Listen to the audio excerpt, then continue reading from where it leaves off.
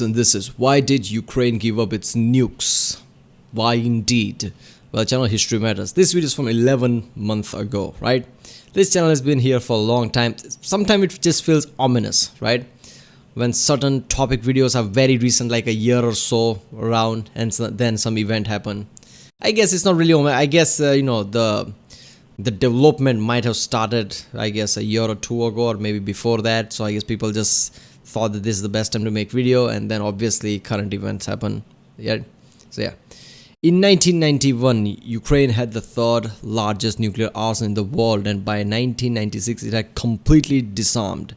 Given the clout that comes with nuclear weapons, why did Ukraine decide to scrap them? To find out, watch this short and simple animated history documentary. Yeah, okay. So let's watch it. I like History Matters because this is really short clips, right? And nowadays, in past month or so at least, I don't have much time, let's just say.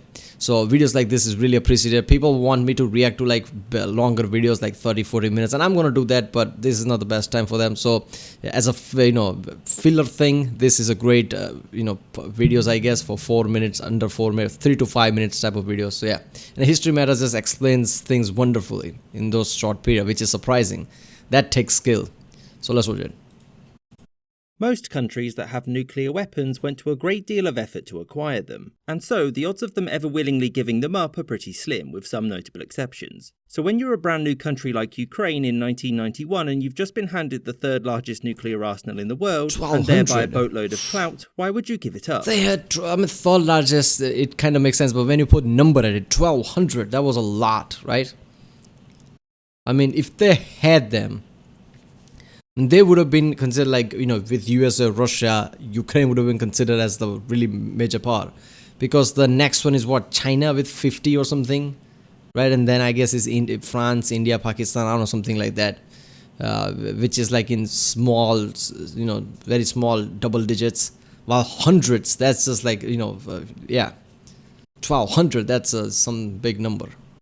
Why did Ukraine disarm its nuclear weapons? So, to begin, when the USSR came down with a mild case of collapse, things like the Armed Forces Administration and its industry were mostly divided up by whatever happened to be within the nation's new borders. And for Ukraine, as well as Belarus and Kazakhstan, this meant that they got to keep the nuclear weapons that the previous Soviet government had left on their soil. Now, when the USSR collapsed, there was a lot of discussion amongst the nuclear powers about how these new nuclear states would be treated, and importantly, how to get them to disarm. Belarus and Kazakhstan quickly made it clear that they didn't want to keep these nuclear weapons, and so they asked for help in getting rid of them. Yet, when it came to the subject of nuclear disarmament, Ukraine's new government wasn't saying much, and it became clear that its leaders were clearly thinking of keeping them. So why didn't they? Well, the first reason was the lack of political willpower. Ukraine's economy was firmly in the toilet in 1991, and so maintaining a nuclear weapons program when people are struggling to find work isn't exactly a good look. That's a good point. First of all, I just thought that, okay, people immediately gave up nuclear weapons, the small countries,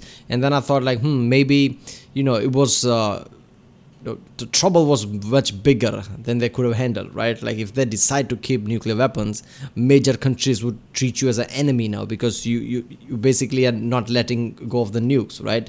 They would actively treat you as enemy or threat or something, which they are not prepared to be a rival or threat because they don't have that powerful economy, they don't have that powerful military at that point. And also that, maintaining this arsenal is not a joke. And if your economy is shit, how are you going to do that?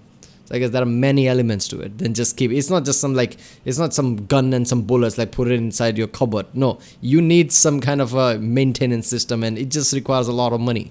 A lot of pressure from opposition parties, the general public, and importantly, the international community. And this plays into the second reason why, the United States. The Western powers had together created a series of large financial aid packages for the former Soviet states. And whilst many nations had no conditions on their aid, the American assistance had one caveat. No more nuclear weapons. America wanted this because it had just signed a series of nuclear disarmament treaties with the USSR, and Ukraine keeping them would have slowed any potential progress. because nobody knew if it actually counted towards Soviet Oh disarmament. yeah, this is post 1991. So around that time, like, after after Tsar Bomba and I guess Castle Bravo, already the major powers like, whoa, holy shit, the nukes are getting much bigger and getting out of hand. So let's slow down a bit. I guess this is after that.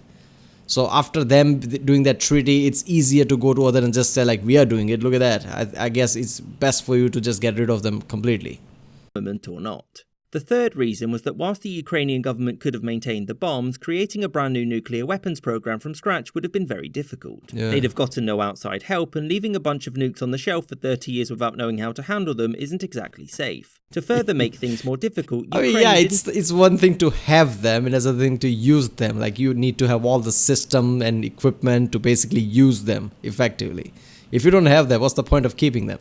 to actually have the ability to use the weapons, since things like armament codes and the know-how for launching ICBMs was the exclusive remit of the Moscow-based armed forces, and they weren't going to share. These could have been reverse-engineered eventually, but again, it was a lot of time, a lot of money, and a lot of political capital just to upset everyone. So why even consider keeping them at all? Well, it was because owning such weapons could essentially guarantee that you'd never be invaded, since the cost for the invader would be far too high. And for those who lived in Ukraine, there were fierce memories of the last time such an invasion happened. The world's powers understood this concern, and so they all came to an agreement. The Budapest Memorandum. This saw the USA, Russia, and the UK all agree to mutually respect the territorial integrity of these three states in return for their nuclear disarmament. This wasn't a defensive treaty, just a promise to agree that this was Ukraine and that the powers involved wouldn't use military or economic actions to destabilize it. The Ukrainian government accepted this and that sweet aid money quite happily, because its primary concern was that the United States would use economic sanctions against it, which this treaty protected against, with the backing of Russia, whom the Ukrainian government saw as a steadfast friend, since their only major post-Soviet disagreement by this point was about basing rights in Crimea, which fortunately would be sorted out pretty quickly and would never ever come up again. I hope you enjoyed this episode and thank you for watching with us. Oh, the past 1 minute was really uncomfortable with every single word he said. Obviously, this video is 11 months old, so he's just gonna put emphasis on the Crimean thing, but yeah, this is just fucked up.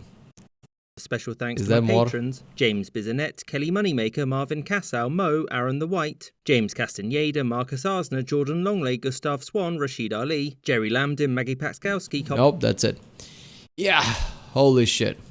So, I don't know, this is completely different than basically most people talk about. Most people are like, oh, why the fuck did they give it up, right? None of this thing would have happened that is happening today if they had nukes. That was very stupid of them to give up nukes. There's more to that though, right? There's more layers behind it. There's political pressure, all pressure around the world. Like, first of all, you don't know how to use them. I mean, even you can learn to use it, that learning will require lots of time and fucking money that you don't have. Your economy is going to shit. You're making major powers, angry by keeping them. Well, they don't want you to keep them, right? So it's like having one of the most powerful thing in your hand. But are you powerful enough to actually keep them? Because now the powerful people around the world is going to gather around you, right? Now, do you have the might to basically be a rival? No, you don't. So how are you going to keep them? You have to give them up, right? At the time, that was the case. So obviously, there was no other option but to give them up. That's a completely different thing than I thought before. Now it kind of makes sense. But yeah. Right, well, that was why did Ukraine give up its nukes? Because they had to. Well, channel History Matters. If you like my reaction, don't forget to like, subscribe.